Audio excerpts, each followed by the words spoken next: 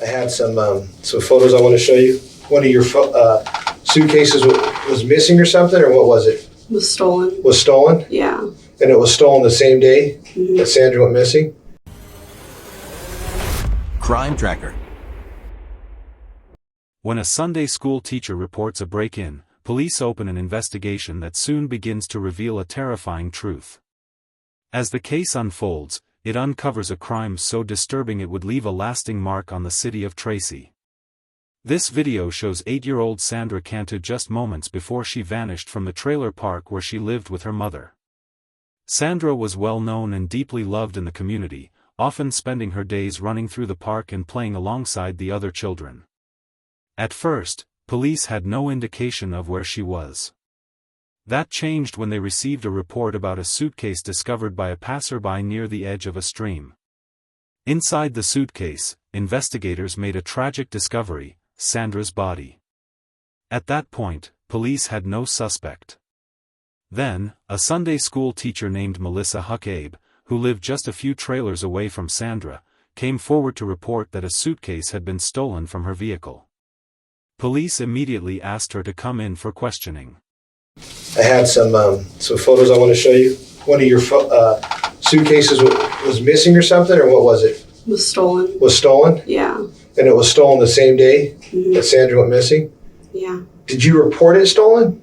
I had called before we even had found out that Sandra was gone. When I got to the church, my grandma called me. Then I asked her where my suitcase was, if she could run outside and check, because it dawned on me that I didn't have it, because after I unloaded everything out of my car. And she went outside and looked, and she was on the phone with me and said it wasn't out there. And then she looked in the house and it wasn't there either. So then I told her, I asked her if she thinks that I should make a report, and she said yeah, because there's a lot of stuff that's been missing in the park, like things that get stolen. Like thefts and stuff? Oh yeah. My grandpa's tools have been, all of his nice tools were just stolen out of his shed. And you know, your daughter, I guess, was pretty close, right? And you'd been sent to your daughter, Madison, was really, really close with Sandra, and we're trying to, talk to as many people as we can to help us out in this investigation, and so we just plain putting it out there, we need your assistance in however way you can help us in figuring this whole thing out and figuring, what happened and that kind of thing. So I want to show you a picture of two different pieces of luggage. One's a black suitcase, and one's like another piece that possibly could go with it or something like that. Okay. So tell me if you recognize either one of these or if they look like yours. Take a look at this one right here. I have that one. Okay, that's one? Yeah. Okay. The detective then shows Melissa a photograph of the exact suitcase where Sandra was found, and Melissa confirms that it belongs to her. By itself, or did you buy it with other pieces? I bought each item separately. Okay. That one, to be honest with you, I don't remember if I bought that because they were all on clearance. All right. Nobody's found it yet so far? Nope. Nobody's told you in the park that they saw it or anything like that? I asked a bunch of the kids that I knew that were... Investigators found it suspicious that Melissa reported a missing suitcase on the very same day Sandra disappeared. However, with no direct evidence linking her to the crime, she was allowed to leave. Later that evening, the community gathered for a vigil in support of Sandra. During the event, Melissa approached a police officer in attendance and handed him a note she claimed to have found on the sidewalk. The note stated that Sandra had been placed inside a suitcase and thrown into the water, and it even described where the suitcase could be found. What immediately stood out was that police had not yet publicly disclosed that Sandra's body had been recovered. This detail raised serious concern for the detective who had first interviewed Melissa. As a result, he asked her to return the following day for a second interview. Melissa began by telling the detective that she had studied criminal justice in school. I worked in college for criminal justice for 2 years. When was that? That was when I just got out of high school in 99. You graduated in 99? Mm-hmm. Well, I'm a little bit older than you. I'm not going to tell you that. You said 99. Well, you don't look older. So. Yeah. No. You're not married anymore, right? No. So where does Madison's dad live, your ex-husband? I think it's Topeka, Kansas. He became violent. Oh, really? Yeah. So I was like, peace out. Well, it's probably better if, you guys, if their relationship wasn't functional, that you guys split up. What were you doing ride-alongs for? I was interested in becoming patrol. Oh, becoming a cop? Mm-hmm. I wanted to do forensics, but I wanted to be a patrol officer first. What made you give that up? I was assaulted by an off-duty police officer. Really? After roughly 20 minutes of casual conversation, the detective decides it's time to shift the focus to the investigation. He notices that Melissa has a strong interest in forensic science. What he doesn't yet realize is that she would later use that knowledge in an attempt to conceal the horrific act she committed against Sandra. Beginning with the suitcase, the detective starts piecing together disturbing evidence that will ultimately lead to an even more disturbing confession. I want to talk to you about the suitcase and what you know about Sandra and that whole thing. So when did you remember that you didn't have your suitcase? When my grandmother called me from the home to the church. You said when you came home, or you said you told me that you called somebody about your suitcase missing or something like that, right? Yeah, I called from the church. I think I wrote that. Who did you call? I called the police department. Tell me about how your daughter Madison and Sandra met. Is it through the trailer park? Yeah. How long have they been friends? Tell me about their relationship. They've been friends since we first moved down there. She came by and asked if my daughter could play, and Sandra came by? Yeah. Okay. She's always walking around the park all the time. How often does Sandra and your daughter play together? Pretty much almost every day. Almost every day? Yeah. Did they play together on the 27th, the day that she went missing? No, she came by right after school had ended. Mm-hmm. She came by and asked if Madison could play. Mm-hmm. And Madison answered the door, and I was going to the restroom. And she just said, "Can you play?" And I yelled out, "No." Mm-hmm. So my daughter said no. And I was coming out, and I saw my daughter close the door, and I saw Sandra walking down the steps. When did you first find out that Sandra was missing? Who told you, and what time was that on that day? I'm used to having her, like, somebody come over and say, "Is Sandra here?" Because they're looking for her. And I think that was around 7 o'clock, a little bit before. So pretty much right when you got home, someone came looking for her? Maybe like 20 minutes. I'm so bad with times. Okay. No, that's understandable. Melissa explains that her daughter and Sandra were close friends and often spent a great deal of time together. Eventually, the detective decides it's time to address the note Melissa claimed to have found. What did you see? And then I saw like a little paper on the ground, and I just kicked at it, and it had some like dirt on it, and I saw the word "Cantu" on the top. Mm-hmm. And so I like picked it up and I looked at it, and it said Cantu, said suitcase, but I think it was misspelled.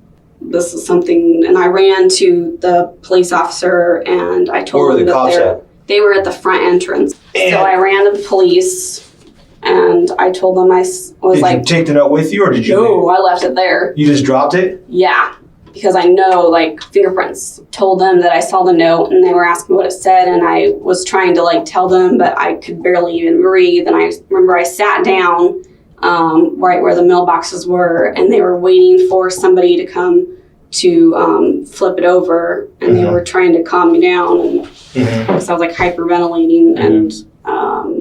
When a murder suspect repeatedly stresses how stunned they were to learn the victim had died, it is rarely unintentional. In interrogation psychology, this is often a calculated attempt to shape how detectives perceive them. Melissa wants the detective to believe she was devastated when she discovered the note, but he isn't convinced by her story. So you were pretty upset? Oh, I was hysterical. Were you crying? Yes. You were? Yes. All right, and then where did you guys go after that? Who took the note? House. Did you keep the note, or did... No. They took it. With the note? They got like a evidence bag and they put it in that.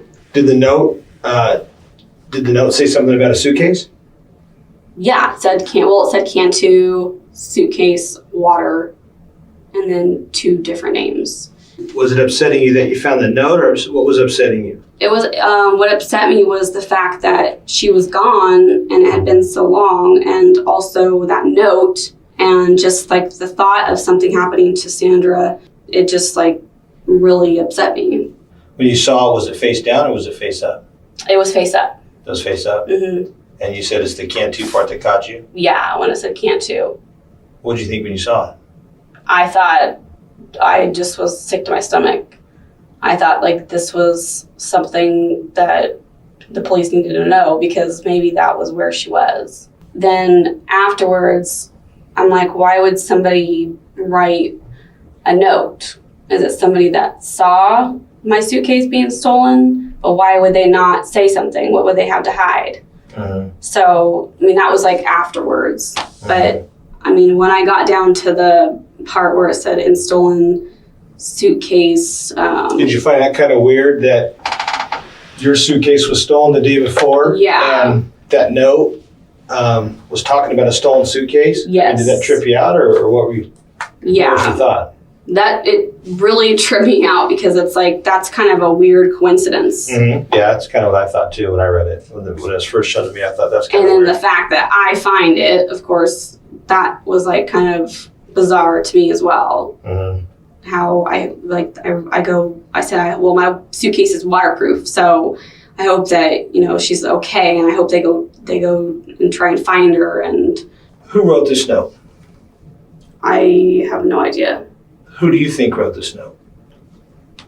I mean, if you had to speculate or estimate, or Looks like a kid wrote it. why do you think a kid wrote it? Well, because it's misspelled and the penmanship, and then we just had the visual. Looking back, maybe somebody at the visual maybe knows something, or maybe the person that did it maybe had a guilty conscience or something. Hours before Melissa's second interview, police held a press conference announcing that Sandra's body had been recovered. During the interview, the detective shows Melissa a photograph of the suitcase in which Sandra was found, asking her to confirm that it belonged to her.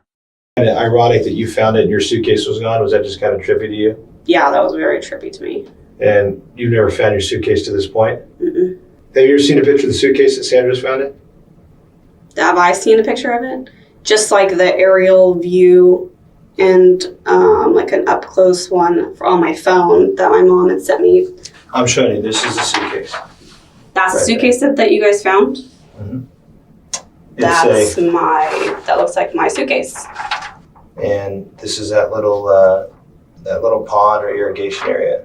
That's the side of the, like, I don't know, bank or dirt that she was found in. Makes me nauseous. That picture makes me sick to know that she's in there. You know, help me understand how Sandra Cantu ends up in your suitcase. Well, my thinking is that somebody stole my suitcase and used that to put her in, obviously, to hide her in. I don't know. I mean, I don't even know if she was, which I hate to even think about her even being or assaulted or anything like that, beaten, or, I mean, just the thought of her being in the water, if she drowned or if she was dead when she was put in the suitcase. All those thoughts run through my head, and that makes me sick. Most of what Melissa says is clearly intended to manipulate the detective. She expresses concern, saying she hopes Sandra wasn't violated. Her goal is to prompt investigators to carefully examine the body for any signs of assault. At the church, police discovered a rolling pin covered in Sandra's DNA.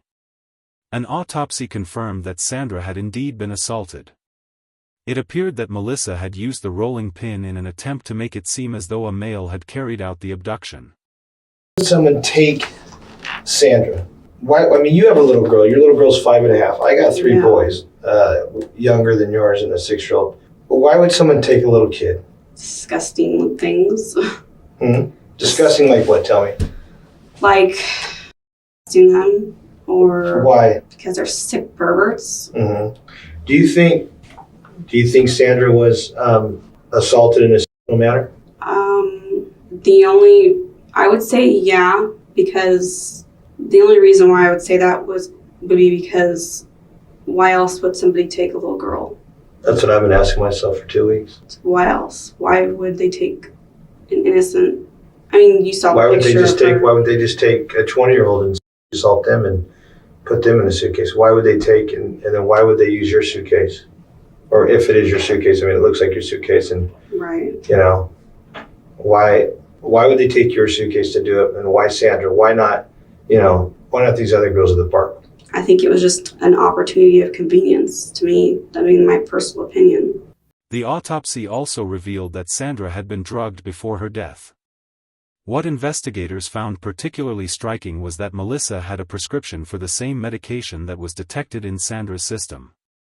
Hypothetically, what would happen if she took one of your Xanaxes? She would be asleep. It just knocks you out? Yeah, my dosage is 2 milligrams. What do you think that'd do to a little kid if they took it by accident, like if they picked it up off the floor or something like that? It'd be very dangerous. Really? Very dangerous. That dosage, yeah. They would be falling all over the place. Really? Oh, definitely. I've always worried about Sandra actually, when she was a baby. They would let her walk around by herself. And she actually came over and was talking to my grandpa when she was little. She was probably like 4. And said, For who? Sandra, when she was about 4 years old. How'd you find that out? My grandparents He told you about that? But you weren't living there then, right? No. They just told you about that? Yeah, that she was always wandering around when she was like 4 years old. And In the park? Uh-huh. Really? Yep. You want to hear my theory? Sure. I think the person, whoever it is, knew Sandra, like what we talked about. Mm-hmm. And I think Sandra was available, meaning she's here, there, everywhere in that park. She loves that park. She has friends, and I think her mom thought that she was out playing. I don't think her mom was sure where she was playing, and I think someone who knew her and had to know her pretty well, because everybody I talked to at that park, and I've talked to everybody, told me that Sandra wouldn't leave that park. And you told me that the other day. You said she would not leave that park, right? Nope. But there's only a few people that she'd ever leave her mom said there's only a few people that she'd leave the park with. She said she'll go with you to the park. She'll leave with you because, her and your daughter are best friends. She was comfortable with going to other people's houses. But as far as for leaving the park, she said, besides Madison's mom, who she plays with all the time, like you said, there's really no one besides her family, her aunt and uncles and stuff, that she'd leave the park with, nor her mom would allow them to leave the park with. Right. But she left that park, and that's why we couldn't find her. She left that park. The detective starts suggesting that Melissa could be a suspect. Until this point, her body language had seemed relaxed and confident. But as she begins to understand that she is now under suspicion, her posture becomes noticeably defensive. Couldn't figure out how people don't disappear. You know what I'm saying? People do not disappear. So I had to figure, okay, she saw somebody she knows, she got in their car, and she just took off. That's what I think happened, is someone who she knew took her out of the park. About the time she's last seen in the park, or in the mobile home park, is about the time that you leave. Here's my theory on the note, is what we talked about before. Mm-hmm. Whoever wrote this note wanted us, the police, to find her because they gave us a clue. They would give us a clue. It was there for a reason, the note was. And there's a reason why you found it. And there's a reason why you gave it to us, because you wanted to help us find her. And we appreciate that, and that's why I've been talking to you about your suitcase. Mm-hmm. But there's a reason that only you're the one that found it. Yeah. I don't know why there would be a reason why I would be the one to find it. Well, I'm asking you, why do you think you're the only one that found this note? And then that same day you came back after you found it, picked it up and looked at it, and then came back real quick, and it was still there, even though it was kind of wet, it didn't blow away. But do you find it ironic that you found that note? Nobody else found it? Yeah, I do. To be honest, I do feel it. And do you find it ironic that it talked about a stolen suitcase and your suitcase was stolen? Yes. Does that make sense? Yeah, it makes sense. I've thought about that too. What have you thought about? That's ironic. Mm-hmm. What do you think it tells me in your studies of forensics or criminology or whatever you've done? What do you think my first thought is? Do you think that maybe somebody knew that it was my suitcase because that's where I live, and then maybe put the note where I was? No? No. Okay. That's what I thought you were. Well, I don't know. I think you're our witness. You think I'm the witness? Yeah, I think you're the person that can help us If I wish. answer these questions of who knows about who put Sandra in this stolen suitcase, your suitcase, and threw it in the water at this location. I need you to tell me where this note came from. I honestly don't know where it came from. See, I believe you do know where the note came from. No one else could have found this note. No one knew the note was going to be there. And if I knew who wrote that note, or if I knew anything, like I've been talking to you guys. When police searched Melissa's home, they discovered a spiral notebook with several pages torn out. They compared the note Melissa claimed to have found with her notebook. Not only did the paper match perfectly, but investigators also detected indentations of certain letters in her notebook that corresponded to the writing on the note. Now, the detective prepares to confront Melissa with this evidence. I looked at that spiral notebook that we took.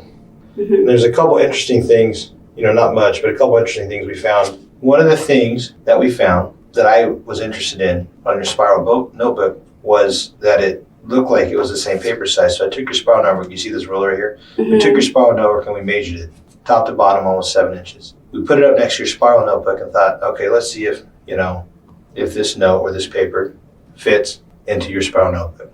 Exact same size. I took this piece of paper and I went through the spiral notebook and I took this piece of paper, and as I was going through your notebook, I was flipping through it and I saw this one page. If I write really hard, can you see that T under it? Of course. Okay. I found this, but I found an N that wasn't written on.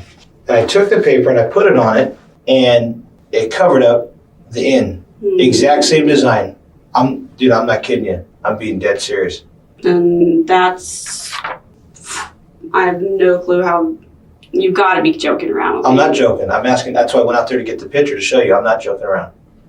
I swear to you. Well, Listen, I'm not kidding. I saw that and I go, oh my God. And they said, this came out of the notebook out of Melissa's house. Because we saw that N and we thought that was weird. Because these N's are pretty distinctive. When you look at this note, every N, it's not different people that wrote this note. So let's measure the notebook. We measure the notebook. Let's measure the paper. Same kind of paper. It's spiral. We look at it. And then we take the paper, just like I think you would do. Right. You put it over the notebook. And it covers up the exact same pattern as the N. Then that means that was the notebook that was written in. Well, I can tell you why I think you wrote the note. I mean, you told me why, but I didn't write the note. I'm telling you, I did not write the note. But I've given Sandra and Miranda both one of those notebooks. Mm-hmm. So I'm not the only person who has one of those notebooks. Mm-hmm.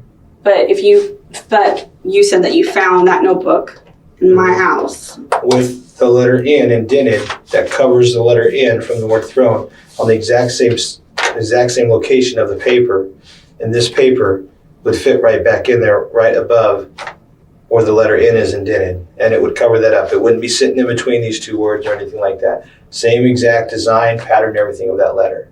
I don't know what to say as far as that goes, except that it's not. I didn't write that note. The detective shows Melissa an enlarged photo of a sticky note found in her car. The note contained the location of Sandra's body. When Melissa realizes that the police had recovered the sticky note, she claims that after seeing the original note about Sandra's whereabouts, she wrote the location down herself and went to look for Sandra. I don't know why I didn't tell you that. Well, let's talk about it. Why? Well, because it's incriminating to me. Possibly. I mean, the suitcase is mine. Mm-hmm. And I don't want people to think that I did this to her because I didn't. Let me ask you something. I knew those names on that piece of paper. I remember them. And I went on the computer and I looked up street names. I went on a map and I looked on a map and I saw that those were 2 names. And then I saw that the cross street was that, and I wrote it down on that notepad. So that's the only thing I swear that I've lied about. I'm sorry. And so you went there after you found that note. Why did you go there? To find her. Why did you want to find her? Why? Because she's missing. What did you do when you got there? I just saw the 2 cross streets. And I went down that road. And I didn't see anything, any water anywhere. But I didn't see anything else. Do you see anything that's the same in this note and that note? I see 3 letters that look the same. The W, look at this W, and look at this W, and look at the water. I think the person that wrote this note didn't want us to figure out who wrote the note, and they tried to change their handwriting. But I did not write that note. I did write. And the last thing I want to do is accuse someone of doing something wrong or, sick or whatever that didn't do it. I've spent the last pretty much 2 weeks of my life trying to figure this out. And I finally figured it out. But it took a lot of evidence for us to figure it out. To tell you the truth right now, I think I want a lawyer. Let me see your purse real quick. You need to stand up. Are you arresting me? Yep. Turn around that way. Put your hands behind your back. You're under arrest for murder and kidnapping. What? Melissa, you're under arrest. Okay. I didn't do anything. All right. Melissa was arrested and placed in a holding cell. A few minutes later, she requested to speak with the detective again. Unfortunately, the beginning of her second interview is only available as audio. You said you had a video, and you were going to show me before I told you I wanted a lawyer. I want you to show me or prove to me that I did it because I didn't do it. It was an accident. I told you it was an accident. I know it was. Accidents happen. Kill her. She just died. I know it was an accident, and that's all I want to know. Why is it an accident? Tell me. Sandra was walking down the road. Who? Sandra. Okay. And I saw her. Sandra was walking and she saw me. And she came up to the car and I didn't know that she was there until I turned around. Mm-hmm. And she saw my suitcase, and my suitcase was inside of my car on the back seat. Mm-hmm. And like I told you before, she likes to hide and play hide and go seek. Mm-hmm. She hid inside of there and I didn't know. And I had to go get my keys and my cell phone in the house because I couldn't find them. And then when I came out 15 minutes later, she wasn't there. She wasn't outside. Where was she? I didn't know. And then so I drove to the church. Mm-hmm. And then I got out of my car and I took all my stuff out of the trunk. And I went in the church. I was there. And then when I came outside, I looked at my suitcase. And I went to take it out and it was heavy. And she was in there. And she wasn't breathing or anything. What did she look like? She looked pale. I heard voices. Mm-hmm. And they told me What did your voices tell you? that I killed her. I couldn't live with myself if I killed her.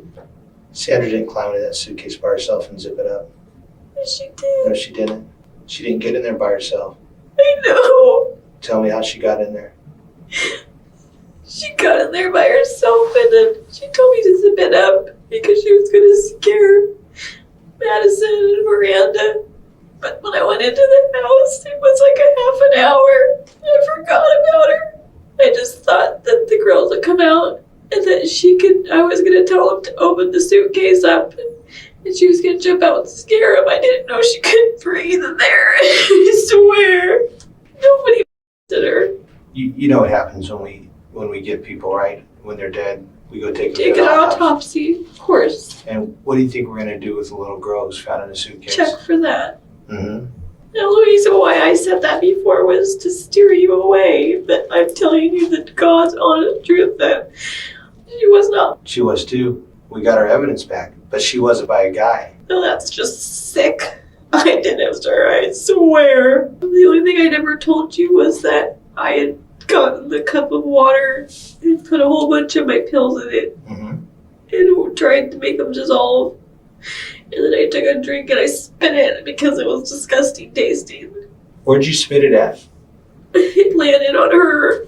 Landed on her? Yeah. Where at? I don't know, like inside the suitcase. Inside the suitcase while she was in there?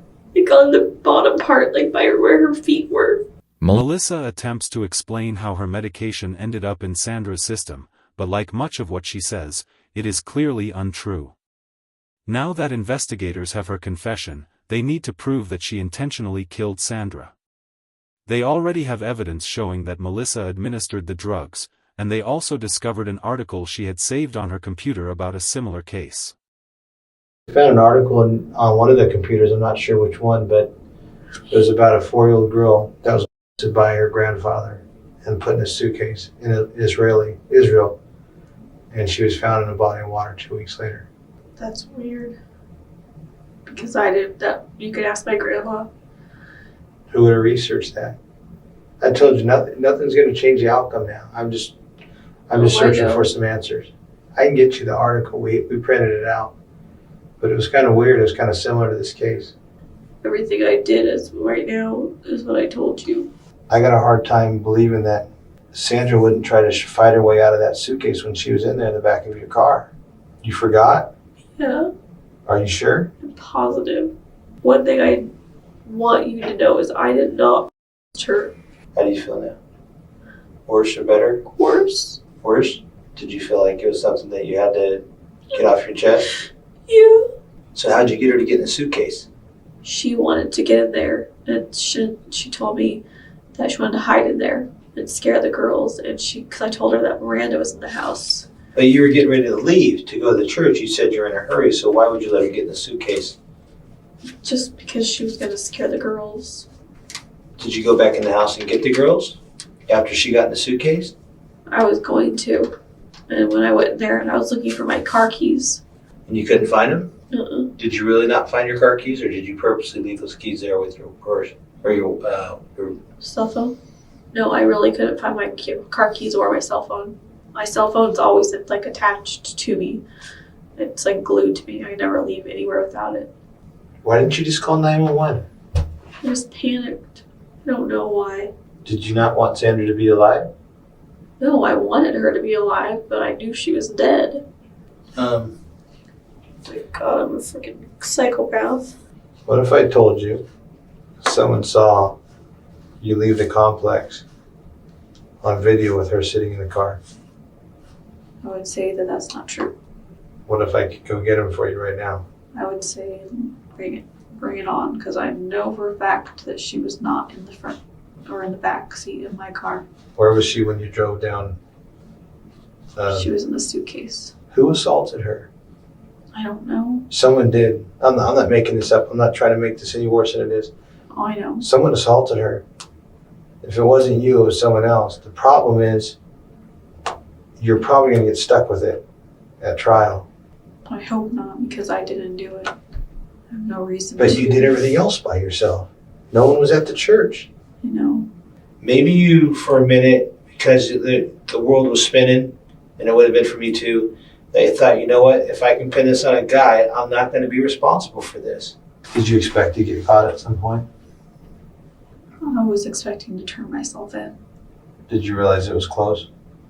Yeah, I knew when the police on the news, when they said that they were going to make an arrest, I was waiting at the house. You understand what's going to happen now, right? You're going to have to go to our jail. You understand that? Yeah. In the end, Melissa was charged with kidnapping, first-degree murder, and assault. Facing the possibility of the death penalty, she accepted a plea deal in which the assault charge was dropped in exchange for a guilty plea. Melissa was sentenced to spend the remainder of her life in prison.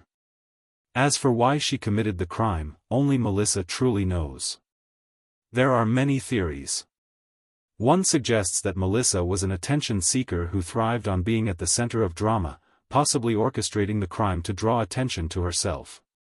Another theory is that she became envious of how deeply Sandra was loved by the community. What do you think her motive was? Share your thoughts in the comments below. Crime Tracker.